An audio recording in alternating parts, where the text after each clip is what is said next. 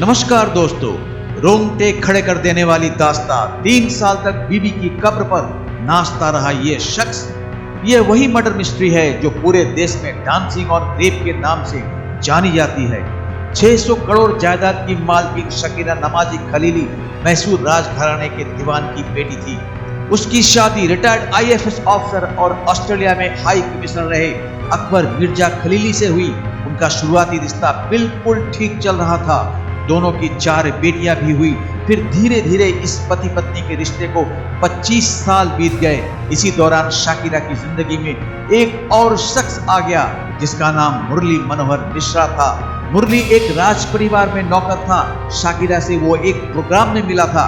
उसके बाद दोनों का प्यार परवान चढ़ा। मुरली टैक्स और प्रॉपर्टी की अच्छी समझ रखता था। इसके बाद वह धीरे धीरे कब स्वामी श्रद्धानंद बन गया किसी को पता ही नहीं चला। शाकिरा की 4 केवल बेटियां थी। उसे अब बेटे की कमी खलने लगी थी। बेटे की मुराद के चलते वो स्वामी से मिली। इसी चाहत में दोनों काफी करीब आ गए।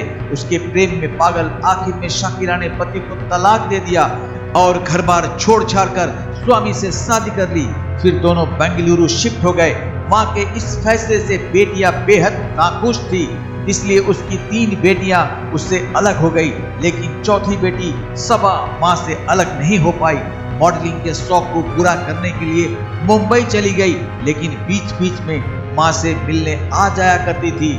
5 साल तक तो सब कुछ ठीक रहा। दोनों बेंगलुरु में एक दूसरे के साथ खुश थे। लेकिन अचानक एक दिन शाकिरा गायब हो गई। मुंबई से बेटी सबा ने माँ को कई फोन किए, फिर स्वामी को भी कॉल लगाई, लेकिन कोई संतोषजनक जवाब नहीं मिला।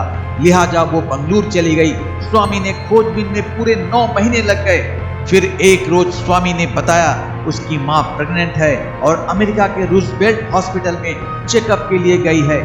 माँ की खोज में दरबदर भटक रही सबा ने रूजवेल्ट हॉस्पिटल में पता किया, लेकिन वहां शाकिरा खलीली नाम की कोई महिला एडमिट ही नहीं थी। सबा समझ गई कि स्वामी उससे कुछ छुपा रहा है। लिहाजा उसने पुलिस में मां की गुमशुदगी की रिपोर्ट दर्ज करा दी। जाहिर है पुलिस का पहला शक स्वामी पर ही होगा। उससे पूछताछ भी की गई। शहर में काफी रसूख होने के कारण पुलिस उससे सख्ती नहीं कर पा रही थी। काफी पड़ताल के बाद भी कोई सुराग नहीं मिल रहा था। इसके बाद नौबत केस बंद करने तक आ गई। लेकिन एक रात ऐसा हुआ कि शाकिरा से जुड़ी एक अहम खबर सबके सामने आई। वो रात थी 29 अप्रैल 1994 की। उस रात बेंगलुरु क्राइम ब्रांच का कांस्टेबल एक ठेके पर बैठा था। तभी शराब में धुत एक शख्स वहां पहुंचा। वो कांस्टेबल के सामने ही कहने लगा कि जिस शाकिरा को पुलिस ढूंढ रही है वो तो जिंदा ही नहीं है। पुलिस ने उस शख्स को कस्टडी में लेकर पूछताछ की। ये शख्स कोई और नहीं बल्कि स्वामी का नौकर था। उसने बताया कि स्वामी ने शाकिरा को जिंदा ही ताबूत में बंद कर दफना दिया। ये वही मर्डर मिस्ट्री है जो पूरे देश में डांसिंग ऑन रेप के नाम से जानी जाती है। नौकर से हुई पूछताछ के आधार पर स्वामी को हिरासत में लेकर कड़ी पूछताछ की गई। तब जाकर उसने सब कुछ उगला। उसने बताया कि उसने शाकिरा से उसकी दौलत के लिए प्यार और फिर शादी की थी। उसे वो दौलत मिलने भी वाली थी, लेकिन शाकिरा ने अपनी सारी दौलत और प्रॉपर्टी 4 बेटियों को देने का फैसला कर लिया। जिसके बाद उसने शाकिरा की हत्या का प्लान बनाया। उसने इस वारदात को अंजाम देने के लिए 28 अप्रैल 1991 का दिन चुना।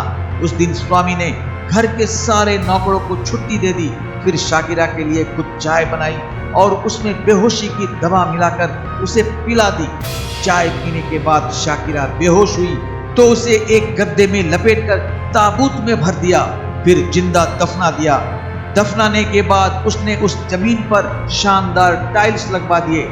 3 साल तक वो उसी आंगन में अपनी बीबी की कब्र के ऊपर रात को पार्टी करता था और शराब पीकर अपने दोस्तों के साथ नाचता था।